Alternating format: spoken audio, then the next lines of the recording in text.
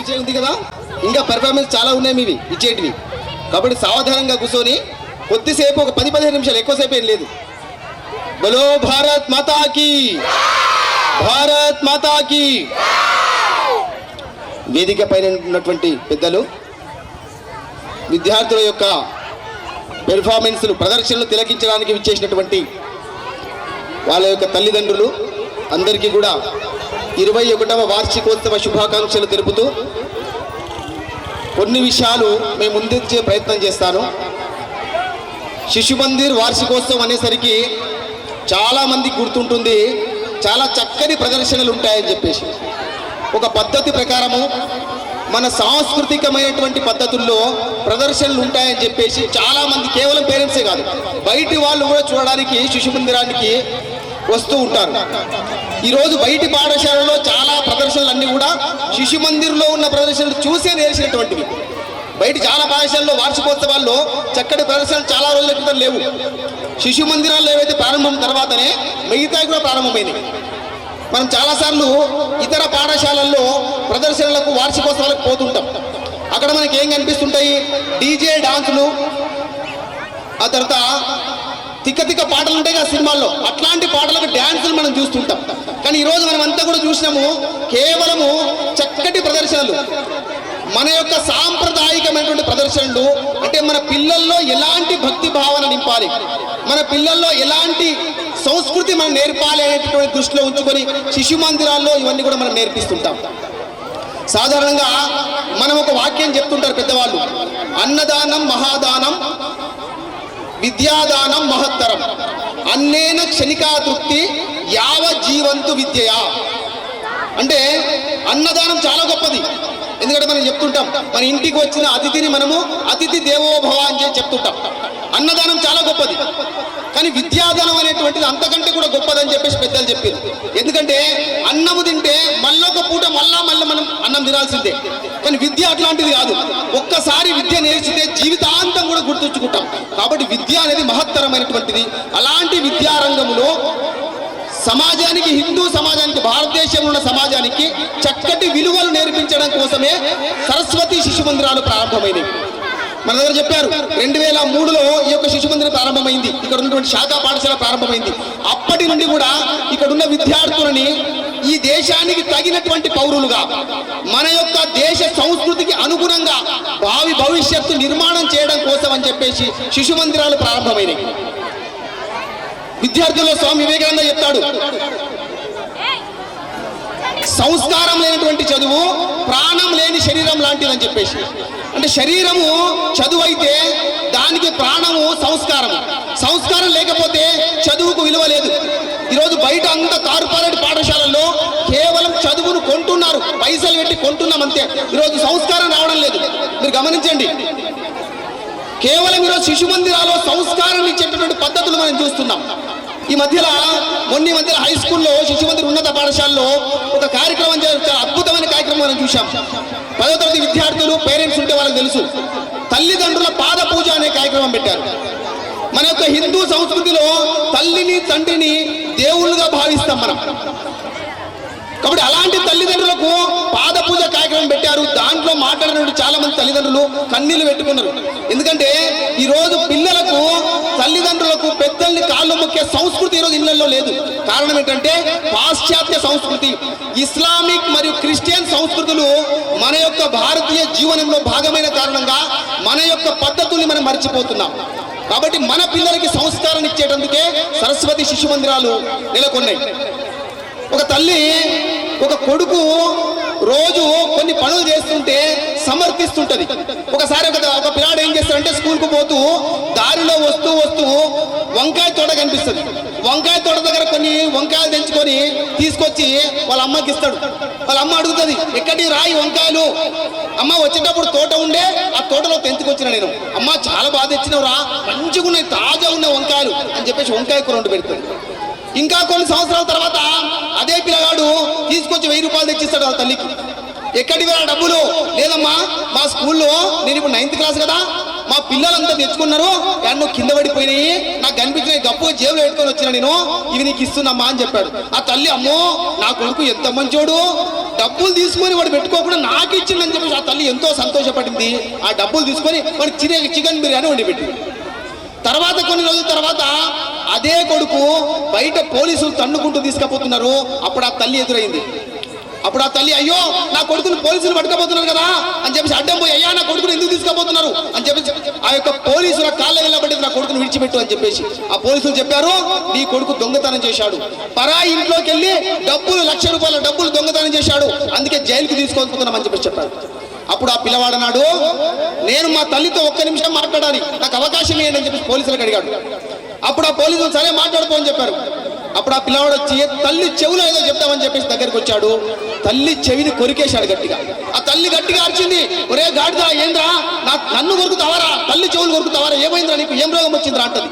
అప్పుడు ఆ కొడుకు ఉండి చెప్తాడు, అమ్మా నాకు ఈ మాట నువ్వు మొదటిసారిగా నేను వంకాయ దొంగతనం చేసుకొచ్చి తెచ్చేగా నీకు ఇచ్చాను కదా, నువ్వు వంకాయ కూర వండి పెట్టావు కదా, అప్పుడే నా చెంప చెల్లు అనిపించి నా చెవులు పిండింటే ఈ రోజు నేను నాకు దుస్థితి వచ్చేది కాదు కదా తల్లి, నేను జైలుకు పోయేవాడిని కాదు కదా అని చెప్పేసి ఆ కొడుకు బాధపడతాడు. ఇది వాస్తవమా కాదా? ఈరోజు మనము కూడా ఒక తల్లిదండ్రులుగా మన పిల్లలకి ఎలాంటి సంస్కారాన్ని ఇస్తున్నాము? మన పాఠశాలలో సంస్కారం నేర్పిస్తున్నారు, మన ఇళ్లలో మనం ఎలాంటి సంస్కారాన్ని ఇస్తున్నాం? పాఠశాలలో విద్యార్థులు ఒక పిల్లగాని పెన్సిల్ తీసుకొని మన ఇంటికి వచ్చాడు అనుకోండి, మనం ఇంటికాడ మనకి అడుగుతున్నాం, అరే ఈ పెన్సిల్ ఎక్కడికి రాని దగ్గర అని, అమ్మా లేదమ్మా పక్కన బ్యాగ్ లో తీసుకున్నాను అనుకో, అబ్బా ఎంత మంచివాడరా, ఎంత బుద్ధిమంతుడరా, మౌనికి అన్ని తండ్రి తెలివితేడలో వచ్చాయి అని చెప్పేసి మనం పొగుడుతున్నామా? లేకపోతే అరే అది తప్పురా, ఆ పెన్సిల్ మళ్ళీ వానికి ఇచ్చిరా అని మనం చెప్తున్నామా? కాబట్టి ప్రతి చిన్న పని ఏదైతే చేస్తున్నామో అది సంస్కారాన్ని ఇస్తుంది మన పిల్లవానికి. కేవలం స్కూల్లో మాత్రమే చదువు మాత్రమే సంస్కారం కాదు. ఈరోజు సమాజము, కుటుంబము, పాఠశాల ఈ 3 సమన్వయంగా ఉంటేనే మన పిల్లలు గొప్పవాళ్ళు కాగలుగుతారు. అంతేగాని కేవలం చదువు ద్వారా అన్ని కూడా సాధ్యం కాదు. ఈరోజు మన పిల్లలకి డబ్బులు ఇచ్చి అతి గారాబం చేస్తున్నాం మనమంతా కూడా. చాలా మంది మనం చూస్తున్నాం, నాకు సార్ నువ్వు మస్తు చెప్తావు సార్, నాకు ఒకటే కొడుకు, మరి ఎవరికి పైసలు లేకపోతే ఎవరికి ఇచ్చిన, నేను చిన్నప్పుడేమో పైసలు లేకుండే, మాతోటి కష్టపడి చదువుకున్నాం, మాతోటి సరిగా దుస్తులు లేకుండే, కనీసం వానికన్నా పెడతాం సార్, నువ్వేమి ఇట్లా అంటావు అని చాలా మంది అన్నటువంటి వాళ్ళ పేరెంట్స్ ఉన్నారు. ఈరోజు డబ్బు సంపాదన ఉంటుంది, ఆ రోజు ₹100 సంపాదించడానికి కష్టమయ్యేది, ఈరోజు ₹1000 సంపాదిస్తున్నాం, ఆర్థికంగా బాగుంటున్నాం. మరి అంత మాత్రాన మన పిల్లలకి డబ్బులు ఇచ్చి చెడుపుతున్నాం. దీన్ని మనం గుర్తుపెట్టుకోవాలి. మనకి ఎంత అవసరం డబ్బులు. ఈరోజు నీ కొడుకు వచ్చిన దగ్గరికి ₹1, ₹2 అడుగుతలేరు పిల్లలు. ఇప్పుడు మీరు చూడండి, నాన్న ₹100 కావాలి, నాన్న ₹50 కావాలి, ఏం చేస్తావురా, కొనుక్కుంటా బయట పోయి. ఈరోజు మీరు గమనించండి, మీ పిల్లలకి ఇచ్చే డబ్బులు వాడు ఏం చేస్తున్నాడో మనం గమనించాలి. లేకపోతే ఈరోజు సమాజంలో మీరు ఆశ్చర్యపోతారు, మీరు గమనిస్తలేరు, మన పిల్లలు బయట ఎట్టుకుంటున్నారో మనం తెలుసుకుంటలేము. మనం ఈరోజు స్కూల్ పిల్లలే, కాలేజ్ పిల్లల గురించి చెప్తలేను, స్కూల్ పిల్లలే సిగరెట్లకు అలవాటు చేసుకుంటున్నారు, మందుకు అలవాటు చేసుకుంటున్నారు. ఈరోజు మనం డబ్బులు ఇచ్చి మన పిల్లలు ఏం ప్రోత్సహిస్తున్నాం? మీ దగ్గర డబ్బు ఉండొచ్చు కాక, ఆ డబ్బుని ఎట్లా సద్వినియోగం చేసుకోవాలి? ఆ పిల్లానికి డబ్బు విలువ తెలియాలి కదా. డబ్బు విలువ తెలిస్తే వాడు ఎంత అవసరమో అంత ఖర్చు పెట్టుకుంటాడు. ఈరోజు గుజరాత్లో వజ్రాల వ్యాపారి, ఒక పెద్ద వజ్రాల వ్యాపారి, ఆ మధ్య పేపర్లో వచ్చింది. ఆ వజ్రాల వ్యాపారి తన యొక్క అంటే వాళ్ళ వంశపార్యంగా తన యొక్క వ్యాపారాన్ని తన కొడుకుకు అప్పచెప్పాలంటే ఒక కండిషన్ పెట్టేవాడంట. ఏం కండిషన్ అంటే, ఆ పిల్లలకి 6 నెలల పాటు బయటి రాష్ట్రాలలో వాడు ఉండి రావాలి. ఒక ₹5,000 ఆయన చేతికి ఇస్తారు, 6 నెలలు బయట ఎక్కడైనా ఉండి బతికి రావాలి వాడు. మళ్ళీ కండిషన్ ఏంటి, ఆ యొక్క తండ్రి పేరు చెప్పుకోవద్దు, నేను పెద్ద ధనవంతుడు అని చెప్పుకోవద్దు, కానీ 5-6 నెలల పాటు బయట కష్టపడి సంపాదించి రావాలి. అట్లాంటి కండిషన్ పెట్టేవాళ్ళు. ఎందుకు పెట్టారు ఆ కండిషను? ఇది వాస్తవం జరిగినటువంటి కథ. అంటే ఆ పిల్లవాడు ఆ ₹5,000 తీసుకుపోయి ఒక నెల రోజులు ప్రతి వస్తువుల విషయంలో పిల్లలు గారాబం చేస్తుంటారు. మరి పిల్లలకి మనం ఏం చేస్తున్నాము? నీ కొడుకు అడిగింటాడు, ఒక సెల్ ఫోన్ అడిగింది నీ కొడుకు, అరే నా కొడుకు సెల్ ఫోన్ కావాలి, వాడు ఏడుస్తున్నాడబ్బా, పక్కింట్లో ఉందంట, వాడు సతాయిస్తున్నాడు, తెచ్చిస్తావానికి. ఏదో ఒక ఫంక్షన్కో లేకపోతే జాతరకో పోయింటాము, దాంట్లో ఒక పెద్ద వస్తువు కొడతాడు వాడు, ఒక ₹1000 వస్తువు ఉంటుంది, నాయన ఇది నాకు కావాలంటాడు. ఖచ్చితంగా కావాలి, నీ దగ్గర డబ్బు లేవు కానీ వాడు కావాలంటాడు. నీ జేబులో 1100 ఉన్నాయి కానీ ₹1000 వస్తువు వాడు కావాలంటాడు. నువ్వు ఇప్పకపోతే కింద పడి ఆనే పొరలాడుతుంటాడు, ఏడుస్తుంటాడు, నానా యాగి చేస్తుంటాడు. ఎందుకు తయారైండు వాడు అట్లా?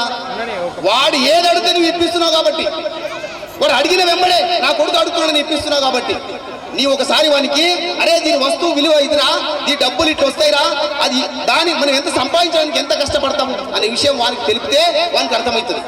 నువ్వు అడిగినట్లు ఆ గారాబంతో ఇస్తున్నావు కాబట్టి వాడు రేపు ఇంకోటి అడుగుతాడు. ఈరోజు మనం చూస్తున్న పిల్లలంతా కూడా సెల్ ఫోన్లో పడి పాడైపోతున్నారు. సెల్ ఫోన్లో రకరకాలైనటువంటి వీడియోలు చూస్తున్నారు. సెల్ ఫోన్లో రకరకాల ఆటలు ఆడుతున్నారు. మనం చూస్తున్నాం. పబ్జి గేమ్ అని చెప్పేసి, ఆ గేమ్ అని చెప్పేసి ఎంతో మంది పిల్లలు చనిపోయిన స్థితి మనం చూసాం. మనం పూర్తిగా పిల్లల్ని ఆటలకు వదిలేసే స్థితి వదిలేసి ఈరోజు కేవలం సెల్ ఫోన్లో ఆటలు ఆడిస్తున్నారు. పిల్లల్ని గ్రౌండ్కి పంపే పరిస్థితి లేదు, కేవలం సెల్ ఫోన్లో ఆటలు ఆడిస్తున్నారు. మరి ఈరోజు ఎంతమంది పిల్లలు చనిపోయినట్లు ఆడుకుంటూ సెల్ ఫోన్లో ఆటలు ఆడుకుంటూ ఆ మధ్యలో ఒక సోషల్ మీడియాలో వీడియో వచ్చింది. ఒక పిల్లవాడు తండ్రి సెల్ ఫోన్ ఇవ్వలేదని చెప్పేసి వాళ్ళ ఇంట్లో వస్తువులన్నీ వెలగొట్టింటాడు. చూసింటారు అందరూ కూడా వీడియోలు. ఇంట్లో ఉన్న వస్తువులన్నీ కూడా వెలగొట్టారు. టీవీ, ఫ్రిడ్జ్ మొత్తం కూడా ధ్వంసం చేసేసిండు. కారణం ఏంటి? తనకు సెల్ ఫోన్ ఇవ్వలేదని చెప్పేసి. మన సెల్ ఫోన్ ఎవరు అలవాటు చేస్తున్నారు? మనమే అలవాటు చేస్తున్నాం కదా. మన ఇంట్లో తల్లి ఏదో పని చేసుకుంటుంటుంది, వాడు సతాయిస్తున్నాడని చెప్పేసి సెల్ ఫోన్ ఇస్తుంది, కుసరాడని చెప్పేస్తుంది. తల్లికి డిస్టర్బెన్స్ రాదు. తల్లి సీరియల్ చూస్తుంటది, పిల్లలు సతాయిస్తారని చెప్పేసి సీరియల్ కట్టేది కష్టమవుతుంది కదా, కాబట్టి వాడికి సెల్ ఫోన్ ఇస్తుంది. తండ్రి ఏదో న్యూస్ చూస్తుంటాడు, వాడు సతాయిస్తున్నాడు, వాడి చేతికి ఇది ఇస్తాడు. కాబట్టి ఈ రకంగా పిల్లలకు సెల్ ఫోన్ల బానిస మనం చేస్తున్నాం. సెల్ ఫోన్ భూతాన్ని అలవాటు చేస్తున్నాం. దాంతో పాటుగా టీవీలో, సెల్ ఫోన్లో మన పిల్లలు ఎలాంటి సినిమాలు చూస్తున్నారు, ఎట్లాంటి సీరియల్ చూస్తున్నారు. ఈరోజు చిన్నపిల్లల కిడ్స్ ఛానల్స్ అని వస్తున్నాయి. దాంట్లో పనికిరాని సీరియల్ చూడండి. క్రిస్మస్ ట్రీ చూపిస్తాడు వాడు. రకరకాల పిల్లలు రెక్కలు కట్టుకుని ఎగురుతున్నట్టు చూపిస్తాడు. తర్వాత ఇది సూపర్ మ్యాన్ అంట. ఇంతకుముందు చూస్తుంది సూపర్ మ్యాన్, హీ మ్యాన్. వాడు పైన బిల్డింగ్ మీద ఎగిరి రెక్కలు కట్టుకుని ఎగిరితే వాడు పైకి ఎగిరిపోతాడు. చాలా మంది పిల్లలు ఈ ప్రయోగం చేసి చనిపోయిన స్థితి మనం చూస్తాం. మరి అదే పిల్లవానికి మనము మన ఇంట్లో అరే సూపర్ మ్యాన్ అంటే సినిమాలు ఉన్నాడు కాదురా, హనుమంతుడు సూపర్ మ్యాన్ అని మనం ఎప్పుడైనా చెప్పామా? హనుమంతుడు 100 యోజనాలటువంటి యొక్క సముద్రాన్ని సులభంగా లంఘించాడు, ఎగిరాడని మనం చెప్పగలుగుతున్నాం మా పిల్లలకి. కాబట్టి మనము నిజాలు ఏవైతే మన ఇతిహాస పురాణాలు ఉన్నాయో ఇవి చెప్పని కారణంగా మన పిల్లలు అదే నిజం అనుకుంటున్నాడు. చోటా భీమ్ సీరియల్లో ఏదో చూస్తున్నాడు, భీముడు అంటే అట్లా ఉంటాడు అనుకుంటున్నాడు. భీముడు ఎంత బలమైన వాడో మనం చెప్పట్లే. భీముడు ఎట్లాంటి యుద్ధ నీతులు నేర్చుకున్నాడో మనం చెప్పడం లేదు. కాబట్టి సీరియల్ని నిజం అనుకుంటున్నాడు. చాలా మంది ఆ మధ్యలో ఆడవాళ్ళ మీద పరిశోధన చేశారట. పరిశోధన చేస్తే ఒక నిజాన్ని చెప్పారు. ఏ విషయం చెప్పారంటే, ఆడవాళ్ళు ఇళ్లలో చేస్తున్నటువంటి కూరల్లో టేస్ట్ మారిపోయిందట. కూరలలో టేస్ట్ మారిపోయింది. ఎందుకు మారిపోయింది కూరల్లో టేస్ట్? కారణం ఏంటి అంటే, గతంలో ఇంట్లో కూరగాయ చేస్తుందంటే అమ్మ కూరగాయ మీదనే దృష్టి ఉంటుండే. కూరగాయలు ఉప్పు ఎంత వేసినాము, కారం ఎంత వేసినాము, నూనె ఎంత వేసినాము, దృష్టి కేవలం కూరగాయ పైన ఉంటుంది. దాంతోపాటు ప్రేమ, అభిమానాలు కలిపి చేస్తుండే, కాబట్టి అది టేస్ట్ వస్తుంది. మరి ఈరోజు ఏమైంది? అదే కూరగాయని ఇంట్లో సీరియల్ చాలా ఉంటుంది. వంట లక్కనో లేకపోతే పెంట లక్కనో సీరియల్ చాలా ఉంటుంది. అదే టైం కూర వండాలి. పొయ్యి మీద పెట్టి ఉరికితే అవుతుంది, నూనె వేస్తుంది, కూరగాయలు వేస్తుంది, ఉరికితే వస్తుంది, టీవీ ముందరికి వస్తుంది. టీవీ ముందర మళ్ళీ అడ్వర్టైజ్మెంట్ వస్తుంది. అప్పుడు గుర్తు, అరే కూరగాయ పెట్టిన కదా, మళ్ళీ ఉరికితే అవుతుంది, ఇంత ఉప్పు వేస్తుంది, మళ్ళీ వస్తుంది. మళ్ళీ అడ్వర్టైజ్మెంట్ వస్తుంది, మళ్ళీ అవుతుంది, ఉప్పు వేసినా లేదో మళ్ళీ ఉప్పు వేసి వస్తుంది. కాబట్టి దీని కారణంగానే ఈరోజు ఇంట్లో కూరగాయల టేస్ట్ మారిపోయిందని పరిశోధనలు చెప్తున్నాయి. కొంతమంది పరిశోధనలు చేసి కొన్నిసార్లు నేను గమనించిన విషయం, కొన్ని దగ్గరలో పిల్లగానికి తినిపిస్తుంటాం చిన్నపిల్లలకి, సీరియల్ చూసుకుంటా ఆ తల్లి కలిపి ఇట్లా పెడుతుంటుంది, సీరియల్ అక్కడ చూస్తుంటుంది. మరి ముక్కులో పోయిన తర్వాత నోట్లో పోయిన తర్వాత. ఈరోజు ఇళ్లలో టీవీ భూతం మనని కట్టిపడేసింది. మన యొక్క పద్ధతుల్ని, మన యొక్క ఆచార వ్యవహారాల్ని మార్చేసింది. ఈరోజు ఇంట్లో కుటుంబం అంతా కలిసి పిల్లలతో గడిపే సమయాన్ని తినేసింది అది. ఈరోజు సీరియళ్లకు, సినిమాలకు టైం వేస్ట్ చేస్తున్నాం. ఎలాంటి సినిమాలు చూస్తున్నారు పిల్లలు ఈరోజు మీరు గమనించండి బాగా. ఇందాక చర్చ జరిగింది పెద్దల మధ్య. సినిమా చూస్తున్నప్పుడు వాడు ఎవడో సినిమా హీరో ఏం చేస్తాడు, ఆ తలగాని డిప్ప కన్నింగ్ చేసుకుంటాడు, ఇదంతా తీసినాడు, మీరు ఒకటే ఉంటాయి ఇది మొత్తం తీసినాడు. మరి పిల్లవాడు దేన్ని అనుకరిస్తున్నాడు? హీరో అట్లా అయింది కదా, నేను కూడా అట్లా తయారు కావాలి. వాడు కూడా నెత్తి చుట్టూ చేసుకుంటాడు, మధ్యలో ఒకటే తెలియదు. అంటే ఈ పద్ధతిని మనం ప్రోత్సహించాలన్నా పేరెంట్స్గా, తల్లిదండ్రులుగా? లేదు సార్ వాడు సతాయిస్తాడు సార్, మనకి అట్లే ఉండండి, ఏమవుతుంది? తల్లిదండ్రులు పొయ్యి మరీ చేపిస్తున్నారు. నేను కొంతమంది పిల్లలకి అడిగాను, అరే నువ్వే పోయి చేసుకున్నావా లేదా మీ నాయన వచ్చాడా ఎంట? లేదు సార్ మా నాయన ఎంట వచ్చి ఇట్లా చేపించుకొని చేపించాలి సార్ అని చెప్తాను. అంటే మనం ఏం ఆలోచన చేస్తున్నాం? మన యొక్క పిల్లలు ఎట్లా తయారు కావాలని ఆలోచన చేస్తున్నాం. మన పిల్లాడు జోకర్ కావాలన్నా లేకపోతే శ్రీరామచంద్రుడు కావాలన్నా? మనం జోకర్లను తయారు చేస్తున్నాం. మరి సగం సగం నెత్తి చేసుకోవాలన్నా, నెత్తి పూర్తిగా ఉండాలన్నా, లేకపోతే గుండెన కొట్టేయాలి కదా కనీసం, అది లేదు ఇది లేదు, సగం సగం పెట్టు. దీన్ని మనం అంతా కూడా గమనించాలి. దాంతోపాటు సినిమాల్లో వాడు చిన్న చిన్న ప్యాంట్లు ఇస్తాడు. చిన్న ప్యాంట్లు అంటే నెక్కర్లు కాదు, మీన్ ప్యాంట్లు.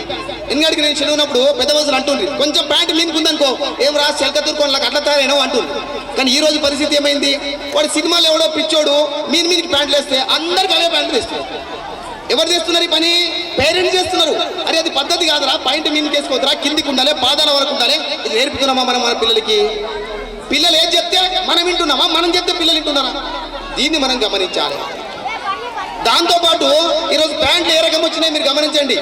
మొన్న ఒక పిల్లానికి అడిగిన ఒక యువకుడు ఒక ప్యాంట్ వేసుకొచ్చుండు, బస్సులో నా పక్కన కూర్చున్నాడు. అరే ఏం ప్యాంట్ రా ఇది అని, స్టైల్ సార్ కొత్త ప్యాంట్ ఇది అని. ఎంతో కొన్నాం? 2000 సార్. అది కూడా పాత ప్యాంట్ లాగా, కొత్త దానిలో కనిపించలేదు, పాత ప్యాంట్ లాగా ఉంది. అది మొత్తం కలర్ పేల్ అయిపోయింది, దానికి అన్ని బొక్కలు ఉన్నాయి.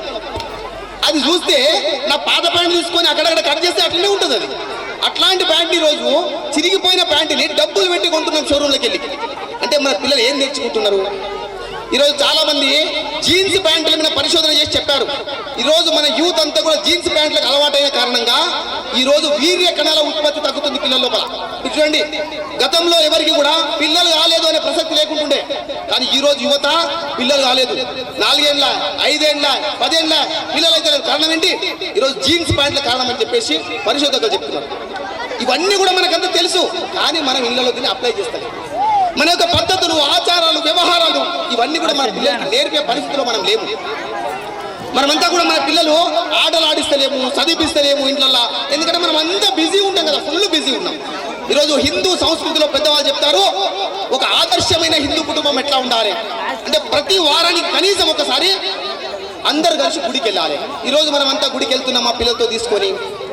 మనం ఏం చెప్తున్నాము, అరే మీ ఇంట్లో మన దోస్తు ఉంటాడు, అరే మీ ఇంట్లో నెలకు ఒక్కసారైనా సినిమా పోతారా అందరు కలిసి? అరే పోతలేం, మేము చూడు ప్రతి నెలకు ఒక్కసారైనా సినిమా పోతాం అందరం కలిసి. అంటే ఇదో పెద్ద గొప్ప అన్నట్టు. అది ఎట్లాంటి సినిమా? పనికిరాని సినిమానే. అదేమైనా రజాకార్ సినిమా అంటే సంతోషపడదాం, కాశ్మీర్ ఫైల్స్ అంటే సంతోషపడదాం. ఎందుకంటే తర్వాతి తరానికి నిజాలు తెలవాలి కాబట్టి. ఒక కేరళ స్టోరీ చూపించేటట్టు సంతోషపడదాం, ఒక అఖండ చూపించేటట్టు సంతోషపడదాం. అట్లాంటి సినిమాలకు మనం ఎప్పుడైనా తీసుకుపోయినామా?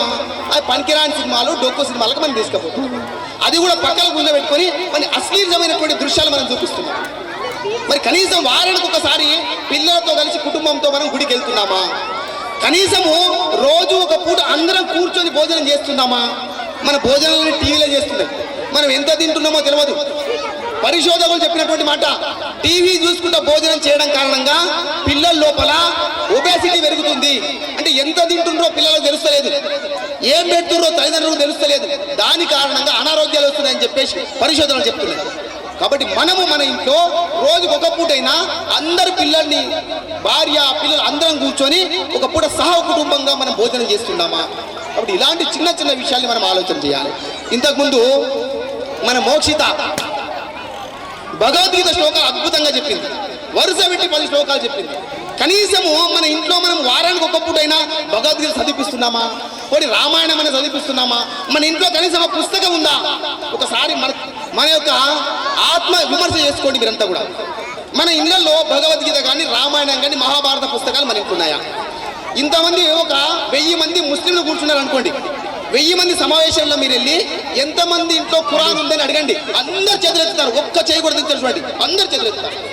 ఒక 100 మంది క్రిస్టియన్స్ ఉన్నారు అనుకోండి, మీరు ఒక ప్రశ్న వేయండి, ఎంతమంది ఇంట్లో బైబిల్ ఉంది అని అడగండి, అందరూ చేతుతారు, ఒక్కరు కూడా తెచ్చారు. కానీ ఇప్పుడు ఇంతమందికి అడిగితే మన ఇజ్జత్ లేకుంటుంది. ఎంతమంది ఇంట్లో భగవద్గీత ఉంది, ఎంతమంది ఇంట్లో రామాయణం ఉంది? సగము చేతులు కూడా లేవు. నేను ఛాలెంజ్తో చెప్తున్నాను. ఎందుకు? మనకు మన యొక్క దేవీ దేవతల పట్ల, మన యొక్క పురాణ ఇతిహాసాల పట్ల మనకు శ్రద్ధ లేదు. కాబట్టి మన పిల్లలు తయారవుతున్నారు. ఎవరో చెప్పింది మనం వింటున్నాం, కానీ మనకు ఆ శ్రద్ధ లేదు. మనం ఏమనుకుంటున్నామంటే మన యొక్క సంస్కృతి అంతా కూడా ఇదేమి అంత మూఢనమ్మకం అని చెప్పుకుంటున్నాం. ఒక కథ చెప్తుంటారు పెద్దలు. ఒక ఊర్లో, ఇది ఒక కథ చెప్పి ముగించేస్తాం. ఒక ఊర్లోకి ఒక కోతులు ఆడించేవాడు వచ్చాడంట. వాడు వచ్చి ఆ ఊర్లోకి వచ్చి ఒక టెంట్ వేసుకున్నాడు, పెద్ద టెంట్ వేసుకున్నాడు. గ్రౌండ్లో టెంట్ వేసుకొని చాటింపు వేసి, నేను కోతులను కొంటాను, 100 రూపాయలకు ఒక కోతి, నాకు కోతులు అమ్మంటే అని చెప్పేసి వచ్చాడు. అందరు అనుకున్నారు ఇంకెందుకు వేసిందిరా కోతులు కొని అని చెప్పేసి వచ్చి అడిగినట్టు, ఏం చేస్తావు రా కోతులు కొని? అరే నా ఇష్టం రా, నీకు పైసలు కావాలా కోతులు కావాలా? నాకు పైసలే కావాలి, ఎంత తీసుకురాపో కోతులు. కొంతమంది ఫ్రీగా ఉన్నోళ్ళు యూత్ ఏం చేసినట్టే కోతులు పట్టుకొచ్చా మీరు, ఎందుకంటే తాగనికి కావాలి కదా వాళ్ళకి పైసలు, రాత్రి కానీ తాగనికి కావాలి కాబట్టి కోతులు పట్టుకొచ్చా మీరు. అమ్మినమ్మడే వాడు 100 రూపాయలు ఇచ్చిండు. ఒక వారం రోజులు గడిచింది. వారం రోజుల తర్వాత వాడు ఏం చెప్పిండు, ఇక నుంచి ఈ వారం నుంచి నేను 200 ఇస్తాను ఒక కోతికి అని చెప్పి చేసి వారు ఇంకేమైంది అని చెప్పేసి పని చేసుకునే వాళ్ళు కూడా ఆపేసి కోతలు వెంబడి పడ్డారు. 2వ వారం గడిచింది, 200 ఇచ్చింది. 3వ వారం వచ్చి వాడు ఏం చెప్పాడు, ఈసారి నేను 300 ఇస్తా కోతికి అన్నాడు.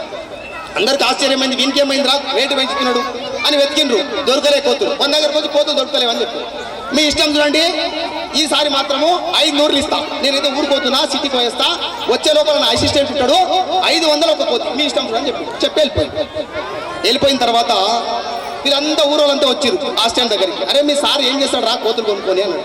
కోతులు కొనుక్కొని ఏం చేస్తాడు అంటే వీడు చెప్పాడు, మీకు ఎందుకు మీకు పైసలు కావాలి కదా, నేను ఒక ఉపాయం చెప్తాను మీకు అని చెప్పాడు. సరే చెప్పు నీ ఇష్టం, నేను కోతులు మీకు అమ్ముతా, ఏమి కోతులన్నీ మీకు అమ్మేస్తా, మీరు మళ్ళీ అవే కోతులు మా సార్ కమ్ముడి, నేను మీకు దగ్గర తక్కువ రేటుకి అమ్ముతా. మీరేమో ఇంతకుముందు ఎంత చెప్పింది సార్ 500 కోట్లు తీసుకుంటా అన్నాడు కదా, ఈసారి మీకు ఏం చేస్తా 400 కోత అమ్ముతా మీకు, మీరు మా సార్కి 500 కోత అమ్మండి అని చెప్పారు. అందరూ అనుకున్నారు, అమ్మ ఇది బాగుంది, అసిస్టెంటే బాగున్నాడు అని చెప్పేసి అన్ని ఉన్న కోతులు అన్ని కొనుక్కొని పోయింది. ఇంతకుముందు ఎంతకు అమ్మిండ్రు వాళ్ళు, 100, 200కే అమ్మిండ్రు, 300కి తేలే ఎవరు. వీళ్ళు ఏమనుకున్నారు 500 వస్తాయి అనుకున్నారు, 400 ఇచ్చి కోతులు అన్ని కొనుక్కొని పోయింది. రాత్రి అయింది, తెల్లగైతే టెంట్ ఎత్తేసిండు. అంటే ఇక్కడ ఏమర్థమైంది, మన దగ్గరికే వచ్చిండు, కోతులు కొన్నాడు, మన పైసలే తీసుకున్నాడు, మళ్ళీ మనకే అమ్మిపోయిండు. ఈరోజు ఇంగ్లీష్ వాడు ఇదే పని చేసిండు, మన సంస్కృతిని నాశనం చేయడానికి ఇదే పని చేసిండు. మనమంతా ఊర్లలో వేప పుల్లతో పండు తోముతుంటుంది. మన సంస్కృతి, హిందూ సంస్కృతి, మన యొక్క జీవన విధానం, లైఫ్ స్టైల్ ఇదే మనది. పొద్దున్న లేస్తే బొగ్గు కానీ, లేకపోతే వేప పుల్ల కానీ, లేకుంటే ఉప్పు కానీ పండు తోముతుంటే మనం. వాడు ఇంగ్లీష్ వాడు, ఆంగ్లేయుడు, క్రిస్టియన్ వచ్చి ఏం చేసిండు, అరే వేప పుల్ల తోముతారా, నీకేమైనా బుద్ధి ఉందా, అరే బొగ్గు తోముతావరా, తెలియలేదు నీకు, ఏం తోడదోమలే, కోల్గేట్ తోడదోమలే పండు తెల్లగా అయితే తెల్ల పిల్లలు పెట్టి అడ్వర్టైజ్మెంట్ ఇచ్చిండు. మనమంతా ఏమనుకున్నాం, అమ్మో తెల్లోడు గొప్పోడు అని వేప పుల్ల పక్కన పడేసినాం, బొగ్గు పక్కన పడేసినాం. మనం ఏం చేసినాము, కోల్గేట్తో తోమడం ప్రారంభం చేసినాం. కానీ ఈ రోజు మీరు చూడండి, గూగుల్లో కొట్టి చూడండి, అబద్ధం చెప్తే అమెజాన్లో కొట్టి చూడండి, వేప పుల్ల 10 వేప పుల్లలు 100 రూపాయలు బండిల్, 10 వేప పుల్లలు 100 రూపాయలు అమెజాన్లో అమ్ముతున్నారు. అంటే మనం పిచ్చోళమైన వాళ్ళదా, మన సంస్కృతి తప్పని మనం వాడిని అనుసరిస్తే వాడు మళ్ళీ మన సంస్కృతి అనుసరిస్తున్నారు. కాబట్టి దయచేసి మన యొక్క సంస్కృతిని, హిందూ సంస్కృతిని మనం అనుసరిద్దాం. మన పిల్లల్ని రేపు భగత్ సింగులుగా, సుఖదేవ్ రాజగురులుగా మనం తయారు చేద్దాం, అంతే తప్ప జోకర్లుగా కాదనే విషయం మనం గుర్తుపెట్టుకుందాము. దానికి అనుగుణంగానే మన ఇంట్లో ఉన్న పద్ధతులు, ఆచార వ్యవహారాన్ని కూడా మన పిల్లలకు నేర్పించే ప్రయత్నం చేద్దాం. జై హింద్, జై భారత్.